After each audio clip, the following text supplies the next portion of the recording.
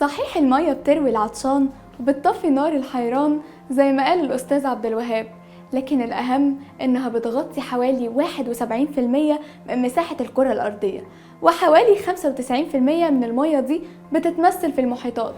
وبالرغم من كل ده احنا لحد دلوقتي ما اكتشفناش غير 20% بس من المحيطات. يعني تخيلوا معايا احنا عرفنا عن الفضاء معلومات اكتر من اللي عرفناها عن المحيطات. تعالوا نشوف الحكاية في ستوري بالعربي.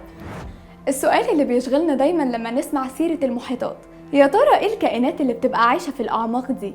عشان كده خلونا نتكلم معاكم عن أغرب الكائنات اللي بتعيش في قاع المحيط.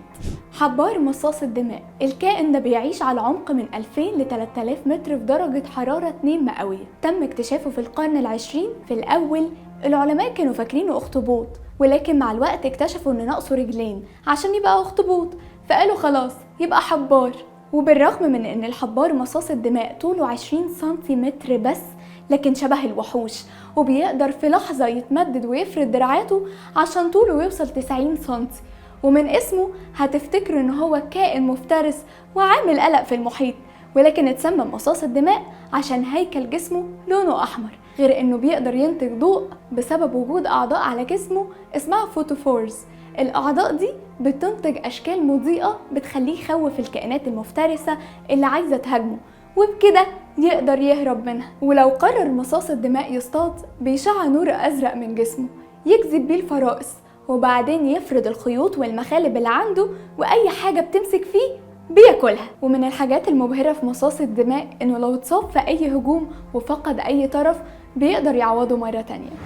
وعلى عمق من 50 ل 2500 متر العلماء اكتشفوا كائن ضفدع البحر اللي بيقدر يلتهم فريسته عن طريق الاكتئاب اللي علاماته ظاهرة حوالين عينيه. بمجرد ما الفريسة تركز في العلامات اللي موجودة حوالين عينيه بيقدر ينقض عليها وياكلها. الضفدع كمان عنده أطراف كبيرة بتسمح له انه يزود من حجم جسمه حوالي 30%، وبالحركة دي بيقدر يحبس نفسه لمدة توصل لحوالي 4 دقايق. والعلماء بيرجحوا انه بيكتم نفسه عشان ينشط طاقته الداخلية. ولما ننزل تحت شوية كمان على عمق 1500 متر في المحيط هنلاقي سمكة اسمها هاتشت فيش، المعروفة بسمكة الفأس. السمكة دي طولها 12 سنتي بس، لكن بقها المفتوح طول الوقت وأسنانها البارزة وعينيها اللي بتديك إيحاء إنها مصدومة بيخلوها من أكتر المخلوقات المرعبة في قاع المحيط. ده غير إنها عندها استراتيجية عجيبة في التخفي والتمويه عن طريق صف من الأعضاء اللي بتطلع نور على أجنابها. النور ده درجته بتتغير حسب لون وكثافة أي ضوء حواليها، وبتقدر تخفي حتى خيالها. نروح بقى لمخلوق جميل وكيوت، وهو الكام جولي فيش، قنديل البحر اللي موجود على الأرض من حوالي 500 مليون سنة. القنديل ده يعتبر من أكتر أناديل البحر القاتلة، وبيتغذى على أناديل البحر اللي زيه. وعلى عكس باقي الأنواع، النوع ده ما بيلسعش بقى، الراجل بيجيب من الآخر، بينقض على فريسته عن طريق الفم، و95% من جسمه بيكون من مية. ده غير إن جسمه بينور بيولوجيا لوحده. ومن الكائنات الغريبة اللي بتبقى موجودة في قاع المحيط هي الفريلد شارك، القرش المزرقش، وده بيعتبر من أقدم أنواع سمك القرش اللي بيرجع وجودها ل 300 مليون سنة.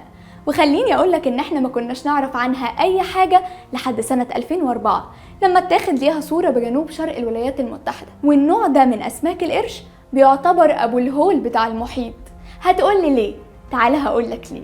لأن ليه راس قرش وجسم تعبان، غير إنه بيفضل موجود قريب من السطح. عالم تاني حرفيا في أعماق المحيطات، ورغم كل التطور العلمي والتكنولوجي اللي احنا وصلنا له لسه ما اكتشفناش 80% منه. وده بيوضح لك قد ايه احنا نقطة صغيرة قوي في عالمنا الكبير.